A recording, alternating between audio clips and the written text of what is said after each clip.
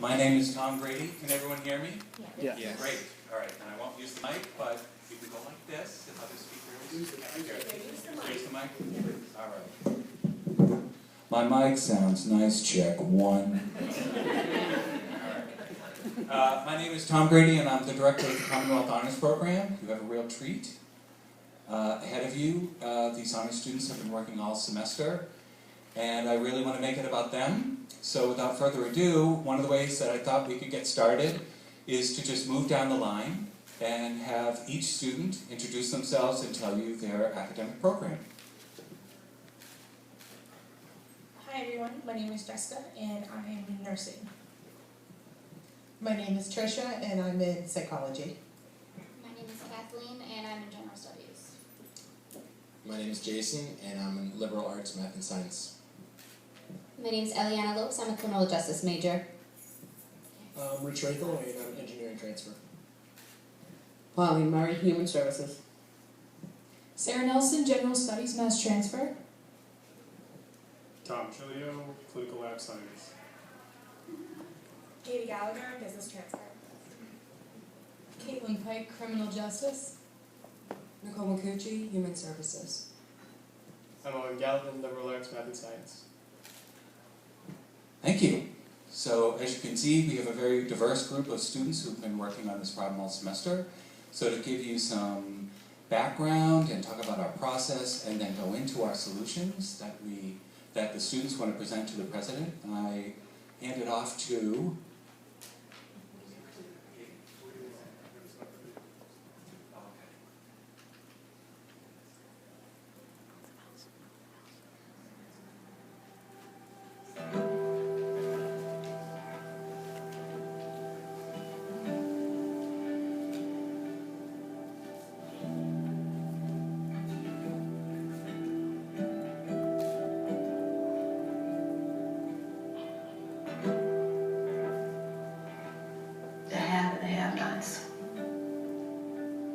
the line. The place that people on the bottom are trying to get to, and the place that people on the top are trying to keep from going below. They don't want to look below it either. They don't want to see what's down there, because that'll make them feel too guilty about being above it. The line is the firing line, in which people face survival or death. And sometimes the person holding the gun is their neighbor, and sometimes it's their congressman or their alderman who's not doing enough to help them. The line is where you were always in a position to give help. And then for the first time, this line of I've gone from being somebody who could help to being somebody who needs help. There's a certain amount of pride that comes in being independent. And there's a certain amount of shame that comes into having to beg for every little thing that you get.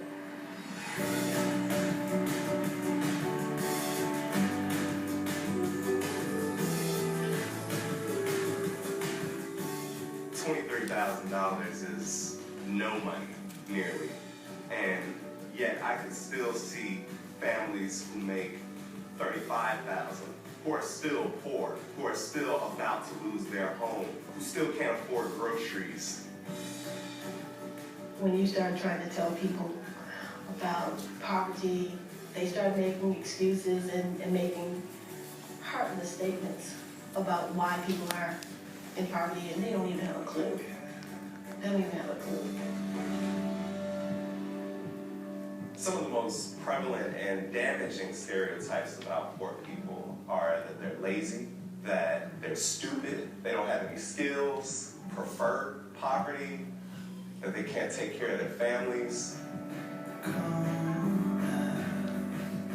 Poor people are working harder, just trying to keep their heads above water than we can even imagine. It's hard.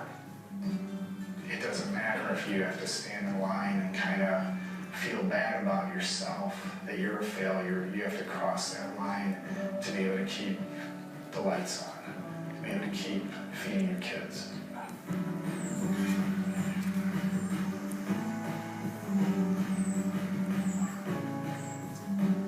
That could be you without a house, wondering if they're going to go put you out.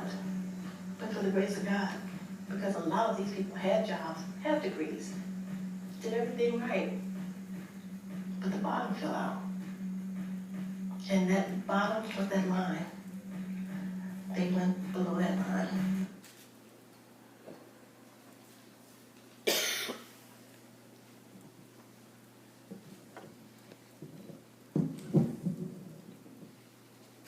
We are the first President's Honors Panel to exist at BCC, and as such, we thought it was important to include a narrative so that we could share our process.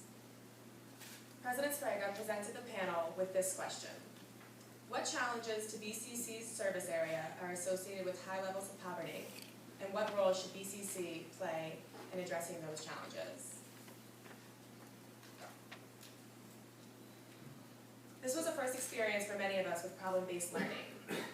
PBL encourages the development of research skills, analytical thinking, and identifying and utilizing the strengths and weaknesses of one's peers through group work. One of the first things we were asked to do was create a personal audit that highlighted our own strengths and weaknesses, as well as include any relevant information or experience that we might have in regards to poverty. We were divided into 3 groups: the macro group, which collected data on a state and nationwide level; the micro group, which focused on collecting data in our service area; and the BCC group, which analyzed data pertaining to BCC and its existing programs. We gathered information regarding poverty levels, educational attainment, available aid, and case studies. We eventually used this information to identify and define the challenges that faced the South Coast regarding poverty. One of the issues that was raised in the group was whether or not community service should be a mandatory part of this program. Many of us are already involved in volunteering both on campus and in outside organizations, so eventually it was decided to leave the issue of volunteerism up to personal discretion. The group had several contentious moments when people were expected to let go of issues that they felt strongly about in favor of issues that were favored by the majority of the panel. We also laughed a lot and learned to work effectively and objectively to create a document that we're immensely proud to have our names on.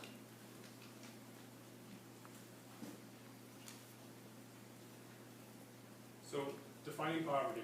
This was the first obstacle that we had to work on as a group. You know, agreeing on what poverty is not as easy as you may think to start off with. It means different things to different people. And one of the things that we struggled with was differentiating extreme poverty and the poverty that we face in the U.S. So essentially we ended up agreeing on the Census Bureau. And its definition that the poverty line in the U.S. is $22,000 or thereabouts. So we're going to ask you guys to show us, it's one of these things where we want to break down the stigma. And we want to show of hands of how many people have actually crossed that poverty line.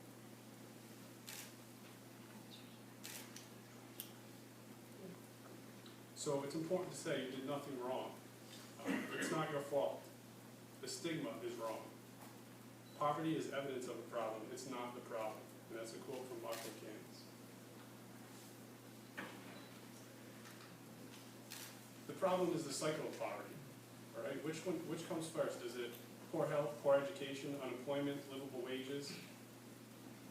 What we know is education is one of the best tools to fight poverty. But as we can see, in this area, 30% of individuals, 25 and older, are without a high school diploma. And these 30% are leading our young people. They make impacting statements about what education is. And how do we reach out to these young people and stop this cycle? What we can see with this resources chart is that services alone, so the blue, you see services are what we're providing for people that are struggling with poverty. But every service that we're providing, there's a red expense associated with this. So naturally, the cycle spins and people struggle to get out. But there is help. There is help.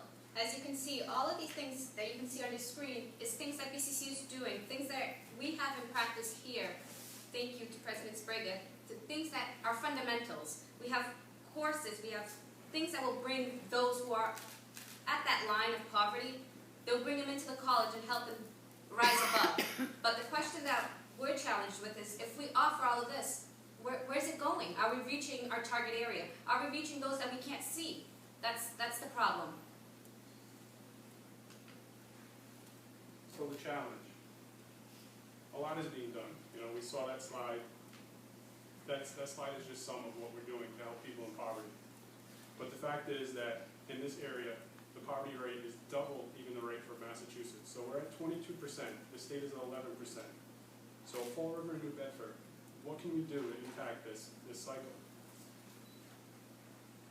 Right, Tom, mind you, that's just the percentage of people who we can see, those who are documented. We still have immigrants who we don't know are out there. We call those the invisible people, but they're a majority of those who are impoverished.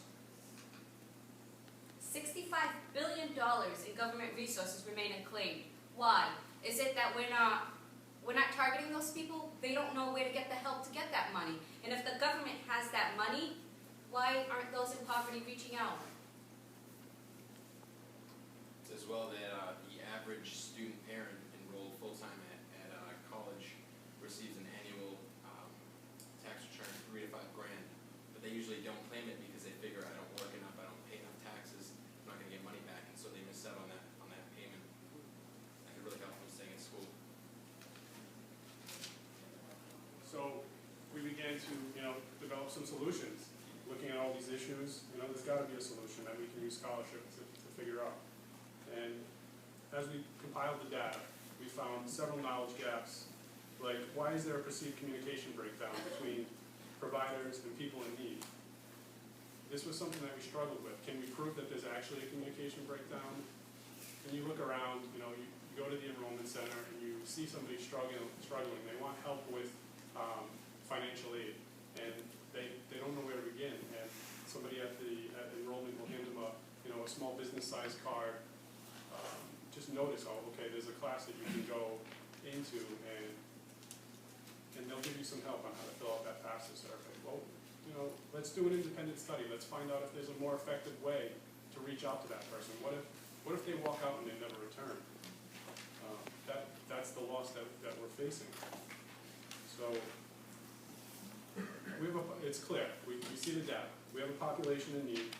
There are excellent services, but benefits go unclaimed. How do we improve this dialogue? That's the question.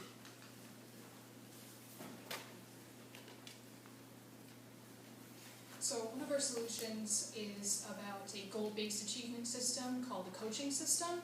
And what we envision this as is a multi-layered approach. So there would be a floor staff, and these people would greet our target population, people in poverty, as they enter BCC, maybe for the first time, maybe for the first few times. And ideally, these people would be either volunteers, hopefully at the college, majoring in psychology, human services, or people who have strong interpersonal skills, who feel passionate about helping others, ideally others in poverty. And so they would greet and guide our target population to anything that they need. And from there, these people would work with a personal coach, and this coach would be trained in knowing the specific psychological impacts of poverty. Our research has come across that people in poverty suffer from depression, anxiety, low self-esteem, especially shame. And so when they enter BCC, they may feel discouraged already, or feel like they have nowhere to go. They may feel like they're on their last straw. And the idea is that by greeting them with this group of friendly faces, that they will feel empowered and supported right from the beginning to feel that they are special enough to pursue an education or to do what they need to do. And so by working with this personal coach who would be professionally trained, they would be able they would be able to work with these individuals in poverty and to target what resources did they need, because people in poverty are going to need help financially with a variety of different things. Say they're struggling to pay their rent on time. Well, the person or the coach at BCC could help them with utilizing the things that they could benefit from at BCC, but also at the community at large. So they can point them to the federal resources and the state resources. Maybe they know that some exist, but there are actually a lot out there that people in poverty may not be aware of. And also, malnutrition is a huge problem. So the mobile food market, they could direct them there. There's a great program that we're already doing here at BCC, and going from there.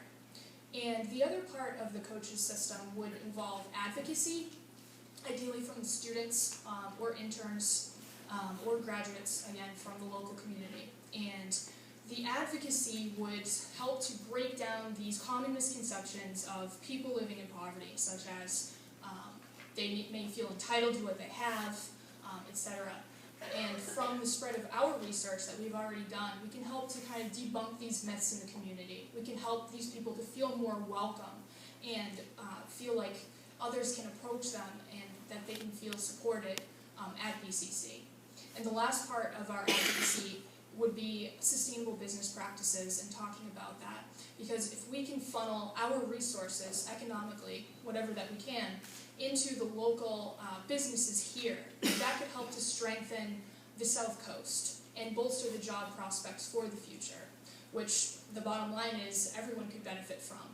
That could help these individuals in poverty see the end of the tunnel, so to speak, so that they're more encouraged to finish their graduation program. And also that could increase our retention rate and graduation rates at Bristol Community College, because then this could become a self-sustaining cycle where people see that once the South Coast is improving, other businesses may potentially want to move in, and we can help to make this flourish again if we think with a great advocacy approach. So to tell you more about the outreach, I'll hand you over to Paul.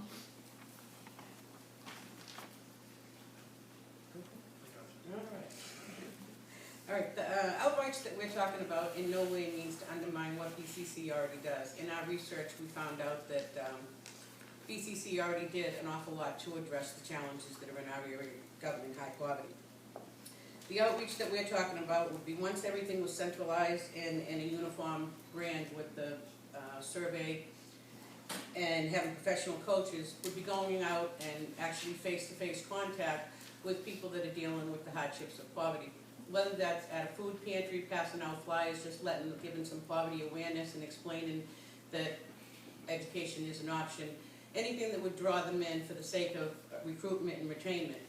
What we did discover is that once they're here, we're already in an area of high poverty, and we already have students that are already dealing with those issues that all students face, whether you're in poverty or not, whether it's stress, finances, family issues, all the things that come down, and including time restraint, trying to get everything done, be in class on time, make sure you get your papers turned in. But when you're dealing with high poverty issues, you're also dealing with needing to get papers down to the daycare office so you don't lose your slot for daycare while you got a test in English, and are you going to make it to that test because you got to get these papers there. So as we started talking about the outreach and using civic engagement and service learning, and there's a lot of studies that are out there. Tulane University, after Katrina, did a study on students that engaged in civic engagement, service learning, internships in their first semesters in school, were more likely to graduate. And so by utilizing the students here in the outreach program, it would not only help their attainment of their own personal goals, but would also help those coming in. But with this, it addressed other challenges, and to address those challenges, start with Rich.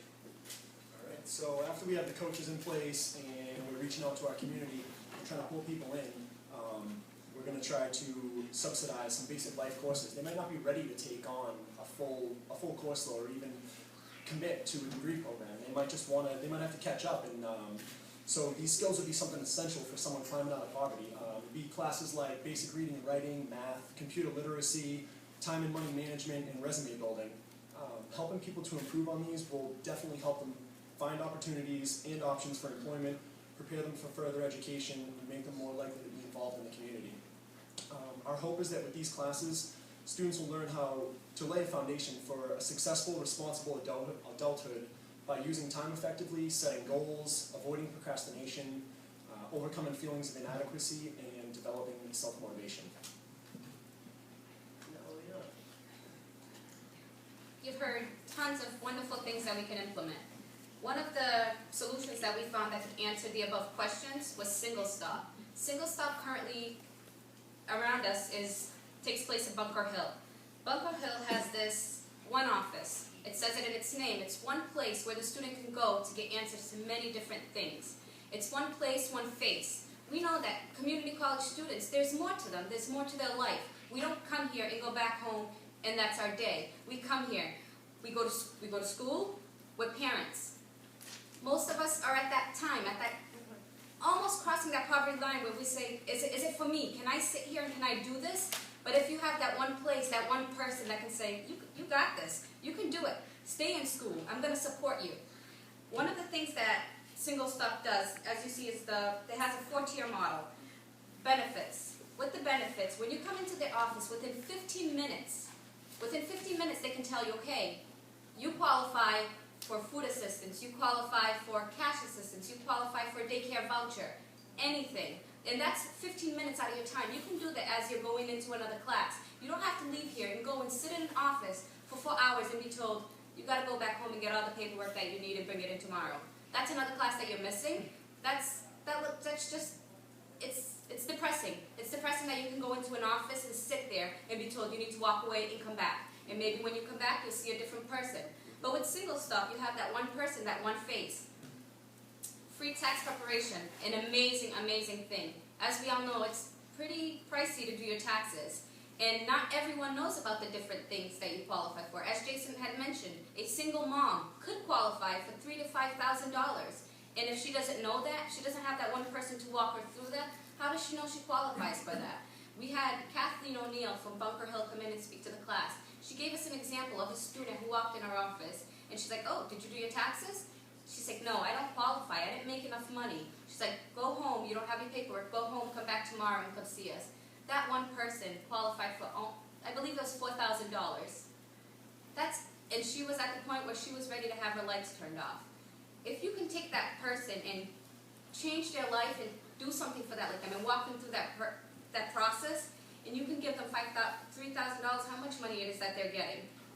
You take a weight off their shoulder. When you're taking a weight off their shoulder, they have the opportunity to focus on classes and do what they're here to do, succeed and graduate.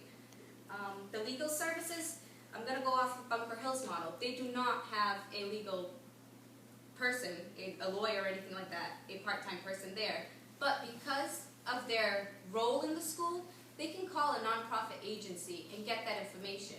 Another example was that she had a student who was having immigration issues. She wasn't legal, but she wanted to continue her education, and because her parents weren't legal, she also wasn't legal. So she took her in her office, and she was able to contact the person and tell her, okay, first thing, go home and speak to your parents about what you're here to talk to me about. Your parents, everyone needs to be on the same boat. There's no pressure. She told her that, okay, let me walk you through the process. Come in and bring your paperwork, and she did. And within that, she told her, okay, do not pay anyone else. We're going to tell you who you need to pay and what you need to see and what you need to do, which to me is amazing. Again, that one person. Financial. Single Stop can, not only are they allowing you to get the benefits that you need, but they will take you in and offer you a class or some type, bring everyone together for budgeting. If you're here and you're going to class and you have money, if you're not budgeting, you're going to go nowhere. If you spend too much money on Dunkin' Donuts, on Starbucks, it's pointless because that money could be going towards somewhere else. And if you don't know where to bring your money or what to put your money towards, it's a downfall. BCC, Single Stop, the way that we look at it, it's going to pay for itself.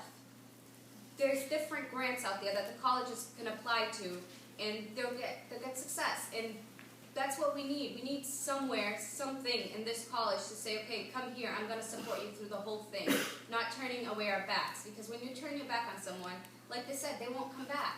And if you're turning your back at the community college, where are they going to go? This is where everyone comes to get an education, despite everything else in their life. They're here at the community college because they don't have the time, they don't have the means to go to a bigger school. Thank you. Jason? Thank you, Eliana. Solutions 1 through 5 are mainly to pull people out of poverty. Solution 6 is increasing vocational training. This is actually a step to prevent poverty, so it's a little different than other solutions. We can prevent poverty by educating our local high school and middle school students. All we have to do is inform them of the widening skills gap and to work hard to reduce the stigma of pursuing a vocational trade.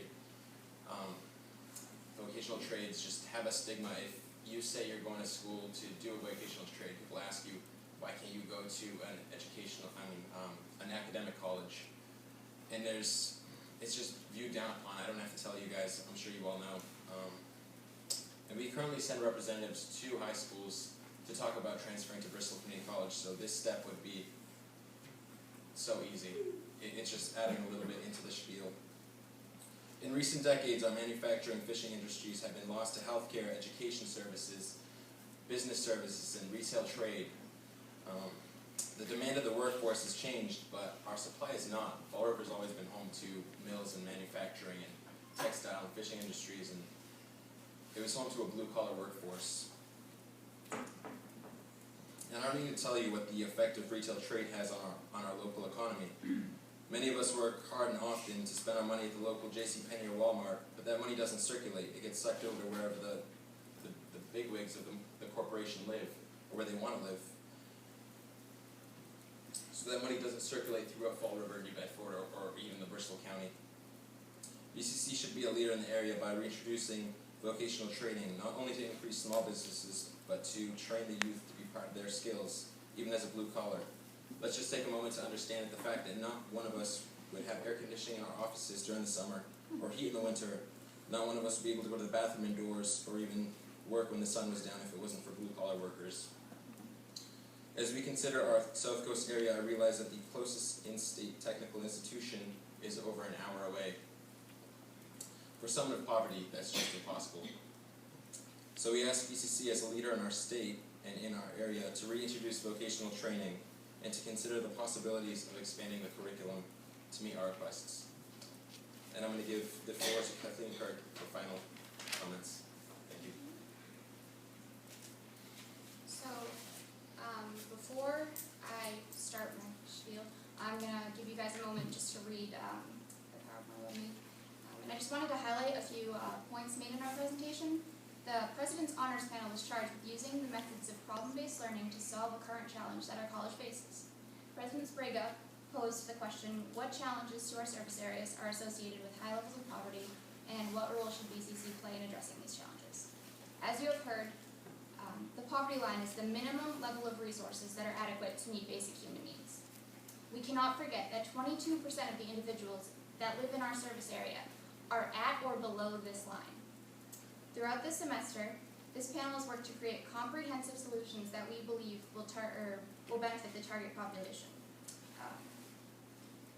If you take anything away from this presentation, let it be this. Bristol Community College has the unique opportunity and responsibility to take action against this national epidemic. We believe that the solutions listed above will help to get individuals in the target populations out of poverty by getting them in the door.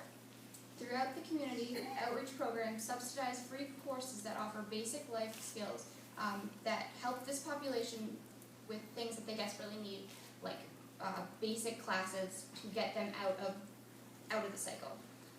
With goal-based achievement systems that involve coaches, the countless benefits of nationally recognized programs such as Single Stop and the promotion of vocational programs at Bristol Community College and local high schools, we can help to give them the opportunities, support, and resources needed to get them to graduate.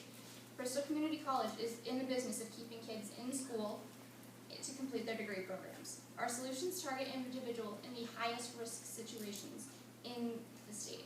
We are giving them every opportunity to become successful adults and graduate and take with them the necessary life skills to not only break the cycle of poverty, but to enter into the workforce and better the lives of themselves and everyone around them. As we've explained, Bristol Community College is in this unique position, and everyone in the service area will benefit. We say that BCC changes the world by changing lives, learner by learner, and I can't think of a better group of people to start with. And we want to thank President Sprague for giving us the opportunity to be a part of this panel, and we hope that you have found this presentation to be informative. On behalf of myself and the entire class, we would like to say thank you for for attending this presentation and hearing what we had to say and all of the hard work we have put in throughout this semester.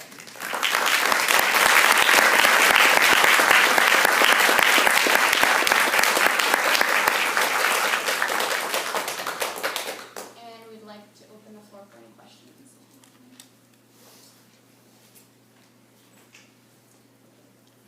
Question? Oh, okay. Sorry. How has doing this project impacted you personally? Could be anyone that's had a wow moment. Definitely changed my perspective, personally speaking.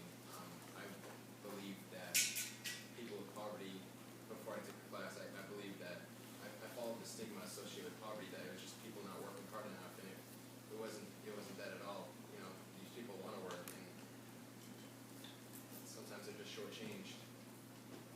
I felt the same way too. I had the same negative stigmas in my mind. It's just people are lazy, they're abusing the system, but doing this, it made me realize that there's a lot of people that they don't want to be in poverty. They had good jobs and things happened in their lives that put them below that poverty line. They don't know that all these resources were out there. That's what the biggest thing for us was centralizing all these resources for people that need them, because it can be unbelievable. It can change their lives.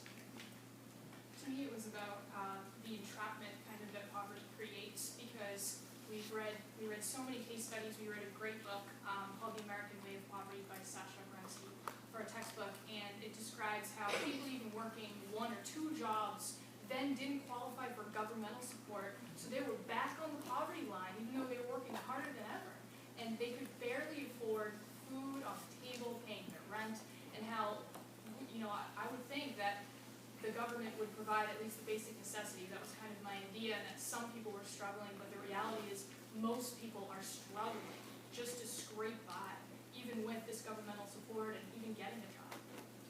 For me, sorry. For me, when I first started researching BCC and finding out everything that BCC had to offer, I grew up with a stigma.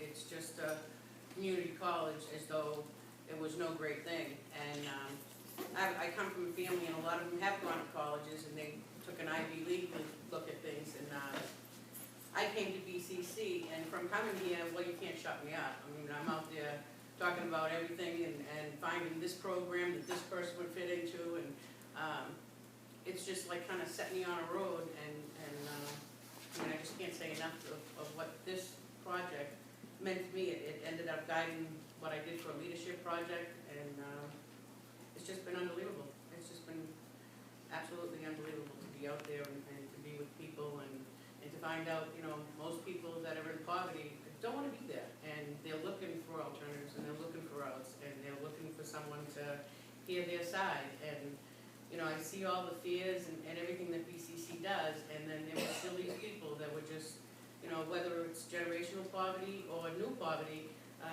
you know, because of the crashes and the stuff that hit, they need to hear that, you know, what poverty is, what the awarenesses of it is, and what college has to offer, and especially BCC. And we have a large area here, and I'm out there telling them all, you know. So. Right, for me, it was about that discussion. You know, as a child, I came through poverty, and then as an adult, with some of the things that happened in 2011, I crashed back into poverty, and I realized there's a period where I thought nobody cared, and you know how damaging that is, and that really, you know, impacts your psyche. But then when you involve yourself in a group like this, you realize that it's about the discussion, and if we're going to make an impact, we have to talk about it, and that's really what it's about. You know, for me, that's what this was definitely about. Yeah, it was definitely an interesting process for a lot of us. I think we all kind of got emotionally attached to the project. We did journaling throughout our process, and that was a very reflective, very therapeutic way to kind of go through this process. Because I think everybody had a different, you know, feel of going through it, and everyone had a different impact, whether it was emotionally or someone that they knew and they didn't really see through that. So I think it's really important that, I don't know, that we observed that even through this, it was very emotional, and we had times where we, you know, agreed and didn't agree, and that research is like that, and it's very real. For myself personally, stage where I feel like I'm under that line. And through the class, it's just brought a sense of self-strength. Okay, I'm at that point, but look, I'm not sitting there. I'm doing more. I'm looking into the situation. How can I get myself out? And just to say, okay, this is what's done, and this is the history, and this is what's going on around me, it makes me feel like I'm not the only one. And if I could be out there saying, okay, I'm at that line too, and look at where I am here. It's more of dragging everyone to BCC. You can come here. Their doors are open. And being a teen mother that I am, and you can do it. It's not just because you're in poverty. What I got out of it, just because you're classified as you're in poverty, doesn't mean you're worthless. Doesn't mean that you can't achieve what everyone else has achieved because I'm not at an Ivy League school. Yeah, I was wondering what additional costs there are to a one-stop approach? Single stop? Single stop, Single yeah. stop. Is that a program that's national or? It is. It is a national nonprofit. What we got from our interview with Kathleen is we couldn't get into the logistics of what it's going to cost because they're going to use what BCC already has and just make it stronger. But one of the things that we were told, it's going to pay for itself. The money that comes in, it's not going to come out of the college's funds initially because you have tons and tons of companies out there who want to have this one place and support their fellow students. So that's There's a cost associated with the software. So yeah, there's a program that they use to answer those questions within 15 minutes and supply that information to somebody. So there is a cost associated with that. Any other questions?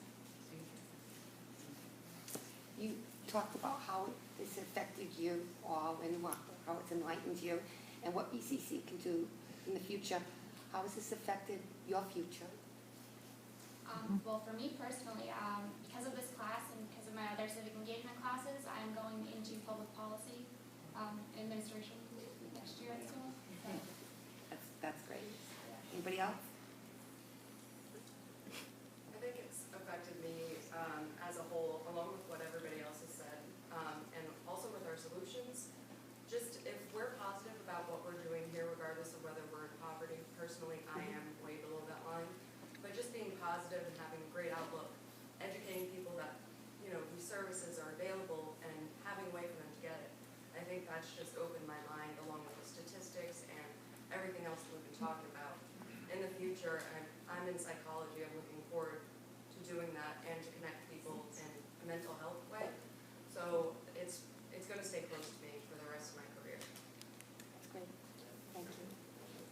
I'd like to say a couple things on that question. Building on that question,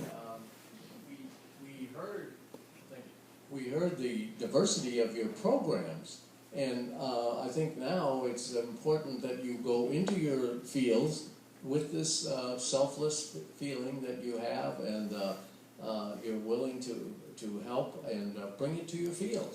And I think all of us can say whatever field we're in, we need more of that. So I thank you for that and what you've done. I thank you for this wonderful study. It was very thoughtful. I particularly appreciated you didn't have easy answers like everybody must volunteer or everybody must do this or that. It's got to be left up to the individual.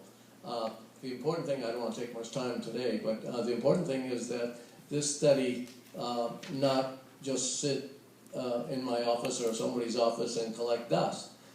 You have very well laid out 6 or 7 thoughtful points and some subcategories within those points. And what I'd like to pledge to you is that we will begin to form work groups on each of those points and see if we can expand on the work that you've done. It's pioneering work, really. This is, I think, the first presidential panel in the Commonwealth, and I want to certainly thank Professor Grady for his initiative in bringing this to fruition. But I want to thank you. You're pioneers, and you may be leaving BCC, I'm not sure when, but whenever I don't want you to think that you didn't leave a mark when you were here. And it's going to have a lasting effect. I can tell right away from some of the things that you've mentioned that we can continue to expand on what you've created and what you have well thought out. One thing that I also appreciated was that we're not just, and we need to work more, we're not just talking about BCC students who we have to entice into a single stop or somewhere, but we're also expanding outward into the community to find people who could benefit from BCC and don't know much about BCC, and the benefits that are available. So we have a kind of a two-pronged attack, our own BCC family, existing family, and others that we can bring into the family with the great work that you have done. So you should be very proud, and I'm very honored to have been associated with you as colleagues in learning. This is exactly the type of activity that I always had in mind when I talk about colleagues in learning. So I thank you, and Tom, I thank you for all you've done. If you wanted to say a few words. It's all about them. It's all about them, absolutely. So can we have a round of applause for this?